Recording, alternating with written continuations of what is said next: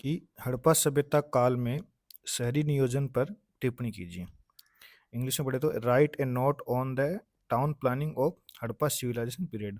तो इसमें हम लोगों को हड़प्पा जो काल था उसमें शहरी नियोजन के ऊपर हमें कुछ टिप्पणी करनी है। तो क्या तरीका हो सकता है? पहले हमको इस पे डायग्राम बनाना चाहिए, उसके बाद हमें दिखाना चाहिए कि सड़कें कैसी थी, नालियाँ कैसी थी, मकान कैसे थे, स्नानागार कैसे थे, या जो भी जलाशय थे वो कैसे थे, या ग्रिड जो पैटर्न था उनका वो कैसा था, मुख्य द्वार क्या था, दीवार किस टाइप से थी तो नहीं थी या नहीं थी। इस तरह से ये रैंडम चीज़ें हमें पता है। इनको लिखना कैसे है वो मैं आपको दिखाता हूँ कि मैंने किस तरह से लिखा है। तो उसमें क्या है ना, सबसे पहले तो सेम चीज़ करनी है ना। मैंने सिर्फ मैन बॉडी लिखी है। आप लोग जैसे ये पेज हो गया एक एक सेकंड, ये जैसे पेज हो गया।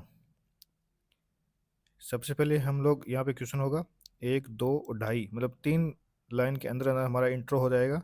उसके बाद हम लोग यहाँ पे क्वेश्चन की जो मेन हेडिंग है वो लिखेंगे, फिर 1 नंबर लगा के यहाँ पे सब हेडिंग लिखेंगे जो कीवर्ड हमारा होगा। उसके बाद थोड़ा सा उसको एक्सप्लेन कर देंगे, पूरे एक एग्जाम्पल डाल देंगे, फिर नंबर 2 सेम कीवर्ड डालेंगे, थोड़ा सा एक्सप्लेन करेंगे, फिर एग्जाम्पल डालेंगे।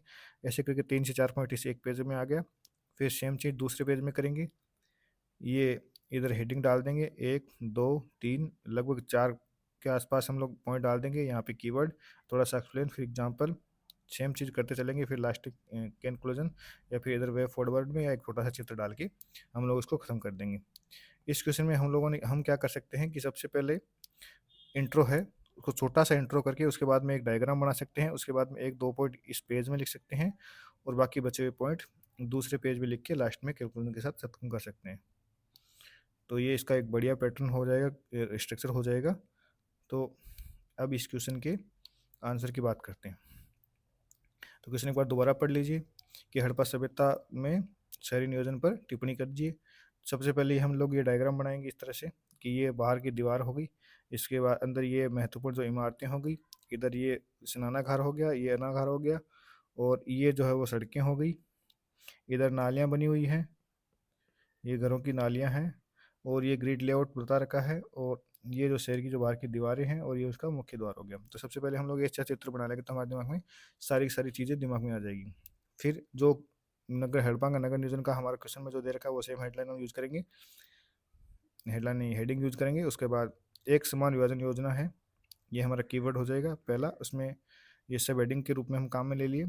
और पश्चिम और पूर्व है, जो दो साइड से जो मकान बने हुए थे, तो नगर का ऊंचा भाग है ये पश्चिम वाला, और इसमें गढ़ दुर्ग राज के जो भी सरकारी कार्यालय वगैरह थे वो सारे के सारे पश्चिम साइड में थे। पूर्व साइड में क्या था, निचला भाग था ये, और ये आम लोगों के निवास के लिए था। फिर दूसरा है कि आयताकार ग्रिड पैटर्न, की जो ग्रिड पैटर्न थे वो आयताकार में थे, तो समांतर जाती हुई सड़कें एक दूसरे को समकोण पर काटती है, जो अभी हमने चित्र में देखा। तीसरा हो जाएगा हमारा सुरक्षा जाल। सुरक्षा जाल बोला कि बस्ती के चारों ओर किलेबंदी, बाढ़ से और चोर से सुरक्षा के लिए हड़प्पा एग्जाम्पल दे देंगे। और ये जो है दीवार वगैरह, ये किसके लिए है, चोरों से और बाढ़ की वजह से जो बाढ़ आती थी उसी सुरक्षा के लिए थी। तो हम लोग यहाँ पे एक कीवर्ड सुरक्षा जाल यूज कर सकते हैं। फिर 4 नंबर, इसे फॉर्मूला बोलते हैं। इसमें एक ही पॉइंट के अंदर हम 3 से 4 पॉइंट आराम से लिख सकते हैं अगर हमारे पास जगह कम है एग्जाम में। तो पहला हो जाएगा अत्यधिक परिष्कृत जल निकासी। कि जल निकासी के बारे में बताना है तो बराबर हम बता देंगे कि प्रत्येक घर से सुबंधता थी, ढकी हुई नालियाँ थी, एग्जाम्पल बड़े पत्थर से थी, प्रबंध हेतु उचित व्यवस्था थी, जैसे कि मैन होल, जैसे नाले हैं उसमें जो भी मतलब कि सीवेज लाइन जैसे वो रुक जाती है ना प्लास्टिक वगैरह आने से, तो उस हिसाब से उस टाइम भी ऐसी व्यवस्था थी कि कहीं भी ब्लॉक ना हो, तो उसके लिए मैन होल थे, तो वही लिखा है। फिर अगला पॉइंट हम लेते हैं कि आदर्श जल प्रबंधन व्यवस्था, मतलब कुएं और टैंक सही स्थान पर स्थापित थे, जैसे धोलावीरा का जलाशय।